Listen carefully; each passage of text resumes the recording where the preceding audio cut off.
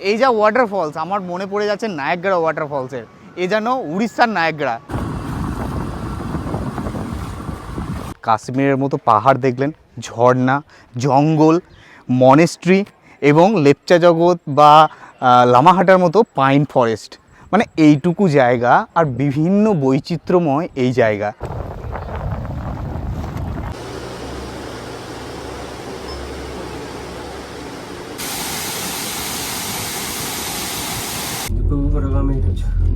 হচ্ছে আজকে special item, যেটা হচ্ছে একদম কষা কষা মটন।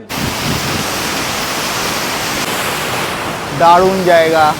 আগের ভিডিওতে আপনারা দেখেছেন উড়িষ্যার কাশ্মীর নামে খ্যাত দারিংবাড়ি ভ্রমণ, যেখানে আমি আপনাদের দেখিয়েছি কলকাতা থেকে দারিংবাড়ি আমি কিভাবে পৌঁছেছিলাম এবং দেখিয়েছিলাম দারিংবাড়ির খুব সুন্দর সুন্দর দর্শনীয় স্থানগুলি। পূর্বঘাট পর্বতমালার কোলে অবস্থিত উড়িষ্যার শৈল শহর দারিংবাড়িতে আমি 2 রাত্রি কাটিয়েছিলাম। আজ হচ্ছে তার তৃতীয় দিন, আর এই তৃতীয় দিনে আমি আপনাদের নিয়ে যাব উড়িষ্যার সমুদ্র উপকূলবর্তী শহর গোপালপুরে। আর তার সাথে দারিংবাড়ি থেকে গোপালপুর যেতে যেতে দেখাবো বেশ কিছু সুন্দর সুন্দর ট্যুরিস্ট স্পট। আজ হচ্ছে 22শে নভেম্বর। সকালে ঘুম থেকে উঠে ফ্রেশ হয়ে ব্যাগপত্র গুছিয়ে হোটেল থেকে চেক আউট করে দারিংবাড়ি মার্কেটে একটি লোকাল দোকান থেকে প্রাতরাশ সেরে নিলাম। তারপর চড়ে বসলাম গাড়িতে এবং রওনা দিলাম উড়িষ্যার গোপালপুরের উদ্দেশ্যে।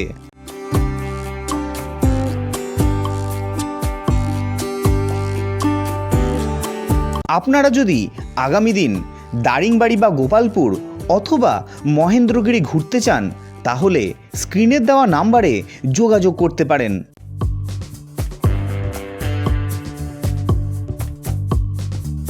দেখতে দেখতে পৌঁছে গেলাম দারিংবাড়ি থেকে গোপালপুর যাওয়ার পথে আমাদের আজকের প্রথম দর্শনীয় স্থান, যেটি হলো পাঙ্গালি ভ্যালি হিলটপ। জায়গাটি ছিল অসম্ভব সুন্দর।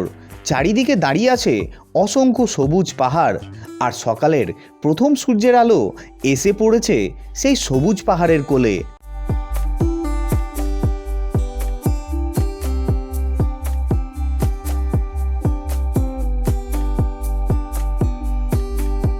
পাঙ্গালি ভ্যালি দেখে রওনা দিলাম পরবর্তী গন্তব্যে, যেটি হলো মৃদুবন্দা ওয়াটারফলস।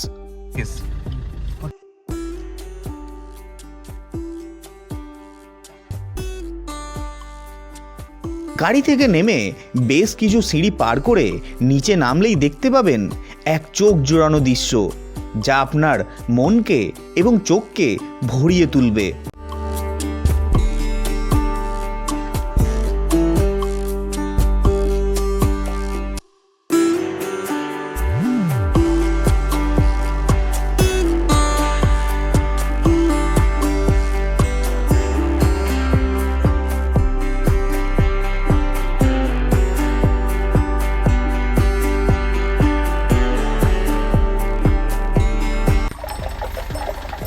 মৃদুবন্দা ওয়াটারফলস দেখে আমরা পৌঁছে যাই আমাদের পরবর্তী স্পট ব্রহ্মানিদিও ওয়াটারফলস।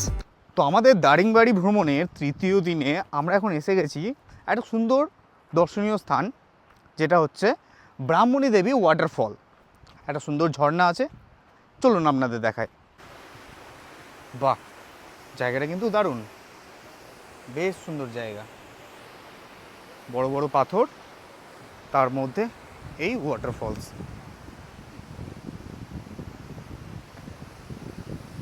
এই ওয়াটারফলস তার নৈসর্গিক সৌন্দর্য ও শান্তিপূর্ণ পরিবেশের জন্য বিখ্যাত।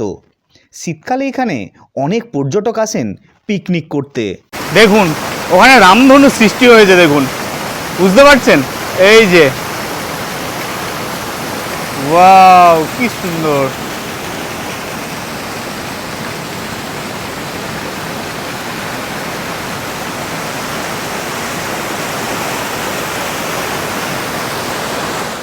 ব্রহ্মানিদি ওয়াটারফলস দেখে যখন বেরোলাম, দেখলাম বেলা অনেকটা হয়ে এসেছে, তাই ভাবলাম দুপুরে খাবারটা সেরে নেওয়া যাক। তো বন্ধুরা, সময় এখন ঘড়িতে দুপুর 1টা। সাইট সিন করতে করতে আমরা এখন চলে এসেছি মহেন্দ্রগড় নামে একটি জায়গাতে। আর যেহেতু দুপুর হয়ে গেছে, এবার লাঞ্চ করতে হবে। আর আমরা এখন দাঁড়িয়ে আছি হোটেল বুধু ইন্টারন্যাশনাল।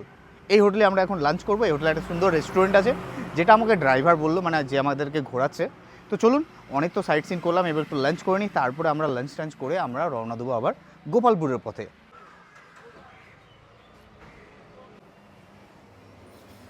তো বন্ধুরা, বসে গেছি লাঞ্চ করতে আর চলে এসেছে আমাদের খাবার। বসে আছি এখন বুধু ইন্টারন্যাশনাল হোটেলে। ঠিক আছে, হোটেলে অ্যাম্বিয়েন্সটা মানে রেস্টুরেন্টের অ্যাম্বিয়েন্সটা খুবই সুন্দর, দুর্দান্ত পরিষ্কার পরিচ্ছন্ন। আর এই হচ্ছে আজকে আমাদের খাবার। কী কী আছে বলে দিই। ঠিক আছে, ডাল আছে, এদিকে আছে আলু আর গোবি, সেই চিপস টাইপের মানে কুরকুরে করে ভাজা।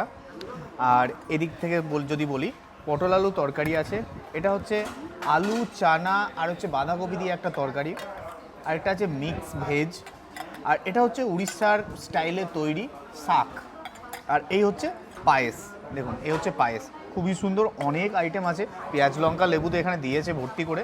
আর আছে আজকে স্পেশাল আইটেম, যেটা হচ্ছে একদম কষা কষা মটন।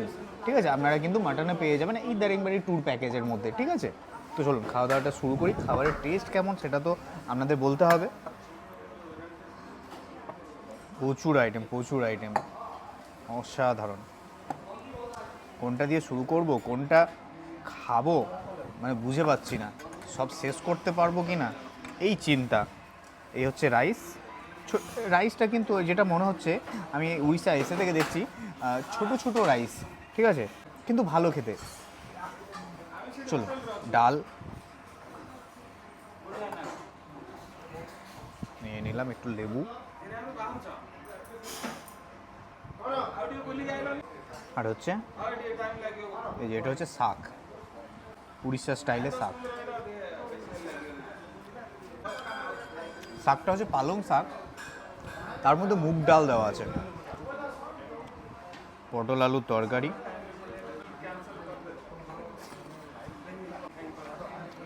ভালো খেতে। আলু ফুলকপি কুড়কুড়ে করে ভাজা, মশলা মাখিয়ে।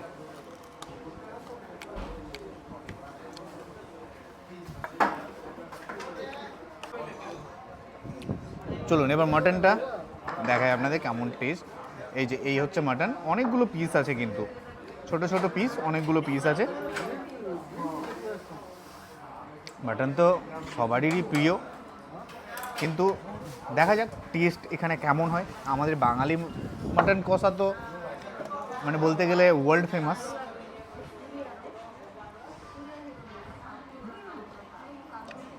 যেরকম হয় আর কি, উড়িষ্যা বাঙালি দুটো মিক্স দিয়ে একটা ডিফারেন্ট টেস্ট, বাট ঠিক আছে। সুন্দর একটা লাঞ্চ সেরে আবারও বেরিয়ে পড়লাম। এবার আমাদের পরবর্তী দর্শনীয় স্থান হলো কাসাডা ওয়াটারফলস। সময় এখন ঘড়িতে বেলা 12টা। আমরা দারিংবাড়ি থেকে প্রায় 100 কিলোমিটার দূরে চলে এসেছি গজপতি ডিস্ট্রিক্টের খাসাডাতে।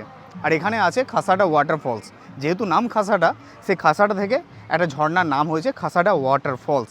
চলুন আপনাদের দেখা। আর এখানে কিন্তু প্রচুর ট্যুরিস্ট, আপনাদের দেখায়। জায়গাটা আশা করছি খুবই ভালো হবে।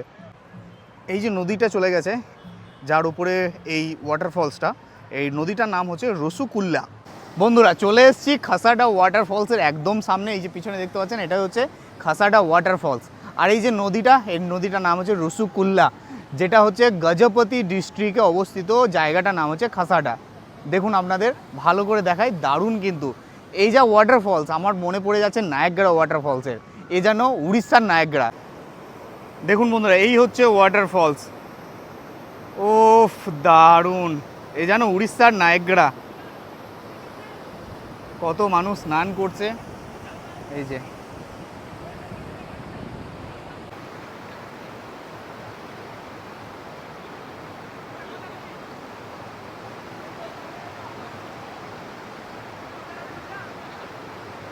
রোদ যা উঠেছে, খুবই রোদের তেজ, তাকিয়ে থাকতে পারছি না। আর সূর্যটা ওই দিকেই, ওয়াটারফলসের ঠিক ওপরেই যেন মনে হচ্ছে সূর্যটা। এখানে আমি এসে দেখলাম অনেক তিব্বতিয়ান ফ্ল্যাগ, দেখতে পাচ্ছেন পিছনে প্রচুর তিব্বতিয়ান ফ্ল্যাগ এখানে লাগানো আছে। আর একটা মনেস্ট্রিও আছে, যেটা আমরা এর পরে যাব। এখানে প্রচুর বুদ্ধিস্ট মঙ্ক যারা তিব্বতিয়ান, তারা কিন্তু এখানে থাকেন। তো আপনাদের দেখাচ্ছি এর পরবর্তী যেটা আমাদের গন্তব্য, সেটা হচ্ছে মনেস্ট্রি। কাসাডা ওয়াটারফলস থেকে এবার এসে পৌঁছলাম জিরাঙ্গা বুদ্ধিস্ট মনেস্ট্রি। মনেস্ট্রিটি ছিল দুর্দান্ত। আমরা এখন এসে পৌঁছলাম জিরাঙে, আর এখানে আছে দেখতে পাচ্ছেন মনেস্ট্রি।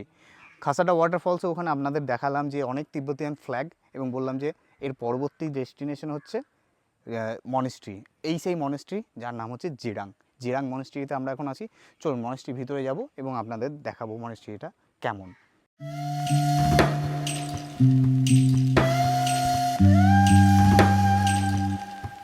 এই মনেস্ট্রির ভিতরে প্রবেশ করলে আপনারা দেখতে পাবেন সুন্দর একটি প্রাকৃতিক শান্ত পরিবেশ। 2010 সালে পরম পূজনীয় দালাই লামা এই মনেস্ট্রিটা শুভ উদ্বোধন করেছিলেন।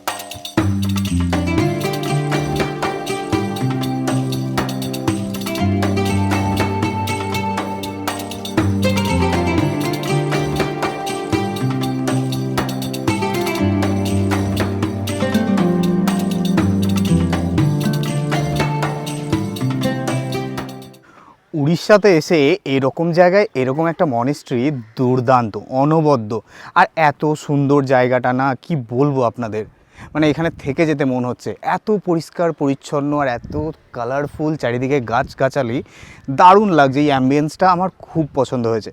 তাহলে দারিংবাড়ি ঘুরতে এসে আপনারা কী কী দেখলেন?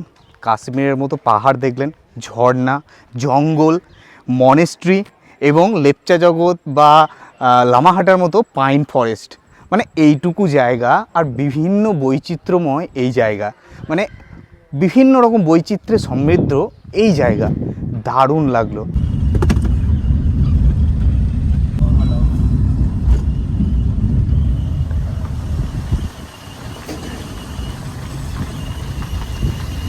মনেস্ট্রি দেখে বিকেল 3:30 নাগাদ এসে পৌঁছলাম তপ্তপানি হট স্প্রিং মন্দিরে। এখানে আছে একটি মন্দির আর আছে একটি হট স্প্রিং, অর্থাৎ উষ্ণ প্রশমন, যেমনটি দেখা যায় আমাদের পশ্চিমবঙ্গের বক্রেশ্বরে।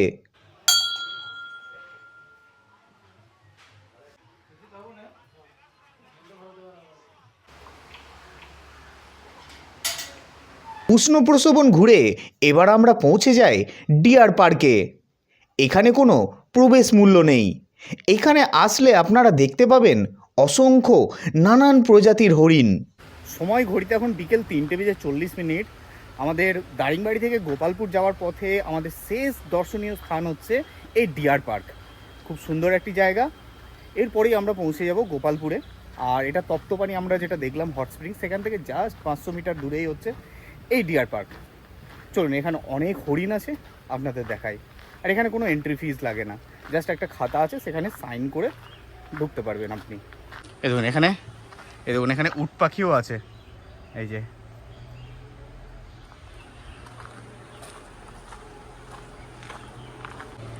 এই যে দেখুন অনেক হরিণ আছে এখানে,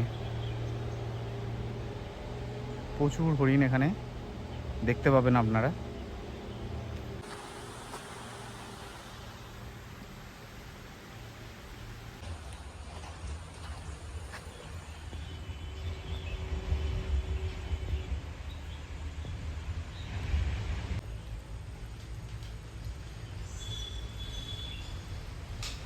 যেহেতু বেলা অনেকটাই হয়ে এসেছিল, তাই বেশি সময় নষ্ট না করে ঝটপট ডিয়ার পার্ক ঘুরে আমরা সোজা এখন রওনা দিলাম গোপালপুরের দিকে।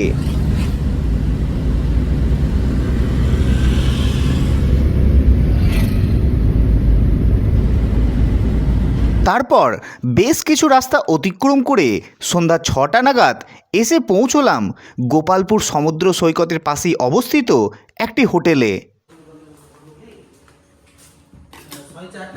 তো বন্ধুরা, ঘড়িতে এখন সময় পাক্কা 6টা, এসে পৌঁছলাম গোপালপুরে। আর এই হোটেলের রুমটা কিন্তু বেশ ভালো। পরিষ্কার পরিচ্ছন্ন আছে। হোটেলের নাম হচ্ছে ব্লু বিচ কটেজ, গোপালপুর, একদম সমুদ্রের কাছেই। এখান থেকে সমুদ্র হয়তো খুব বেশি হলে 100 থেকে 150 মিটার, খুবই কাছে। চলুন এবার একটু ফ্রেশ হয়ে নিই, তারপর একটু দেখি সমুদ্রের দিকে যাবো, একটু সমুদ্রের হাওয়াটা নিতে হবে, অনেক জার্নি হয়ে গেছে। তারপর ফ্রেশ হয়ে বেরিয়ে পড়লাম গোপালপুর সি বিচের উদ্দেশ্যে। সন্ধ্যাবেলায় গোপালপুর বিচ মার্কেটটি ছিল বেশ জমজমাট।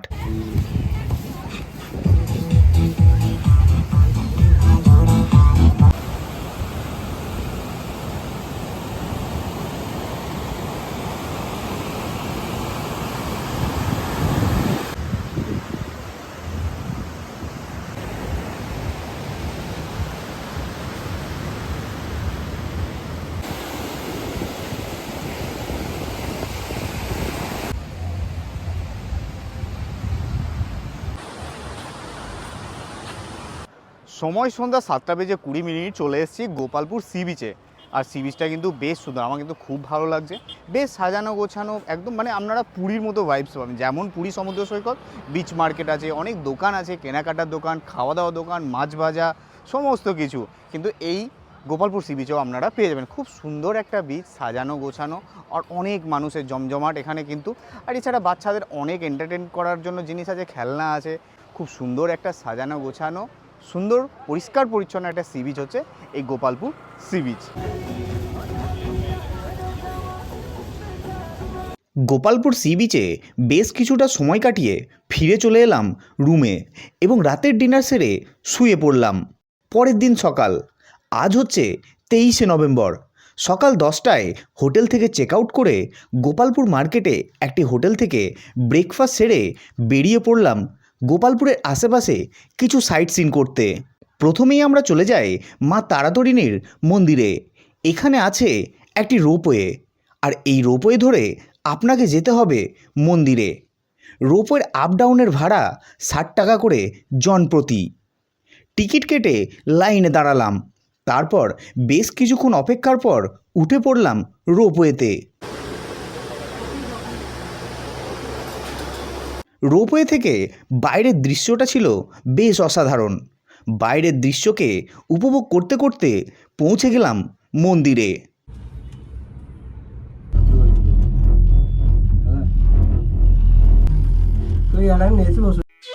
মন্দির চত্বরটি ছিল বেশ জমজমাট এবং পর্যটকদের ভিড়ও ছিল চোখে পড়ার মতো। এই মন্দিরের ভিতরে ক্যামেরা অ্যালাউ নেই, তাই বাইরে থেকেই আপনাদের দেখালাম। মন্দিরটি যেহেতু পাহাড়ের অনেক উঁচুতে অবস্থিত, তাই মন্দিরের বাউন্ডারি থেকে বাইরের প্রাকৃতিক সৌন্দর্যকে ক্যামেরাবন্দি করলাম। এই মা তারাতারিণীর মন্দির হলো আমাদের হিন্দু ধর্মের 51 সতীপীঠের একটি পীঠ। আর আপনারা আশা করি অনেকেই জানেন যে প্রত্যেকটি সতীপীঠের পাশে থাকে একটি করে উত্তরবাহিনী নদী। এখানেও তার ব্যতিক্রম নেই। মন্দিরের পাশ দিয়ে বয়ে গেছে উড়িষ্যার অন্যতম নদী ঋষিকুল্যা, যে নদীটি এখানে উত্তরবাহিনী। তারপর মন্দির দর্শন করে এবার আমরা এসে পৌঁছলাম আজকের এক অন্যতম দর্শনীয় স্থান, যেটি হলো উড়িষ্যার বিখ্যাত চিল্কা লেক বা চিল্কা হ্রদ। এখানে আপনারা 1400 টাকার বিনিময়ে একটি বোট ভাড়া করে এই লেকের জলে বোটিং করতে পারেন। একটি বোটে ম্যাক্সিমাম 7 জন করে বসতে পারবেন, মানে জনপ্রতি খরচ পড়বে 200 টাকা করে। সেই অনুযায়ী আমরাও আরও কিছু পর্যটক মিলে একটি বোট ভাড়া করে শুরু করলাম বোটিং। 1 ঘন্টার একটা দুর্দান্ত সময় কাটাতে পারবেন এই চিল্কা লেকে।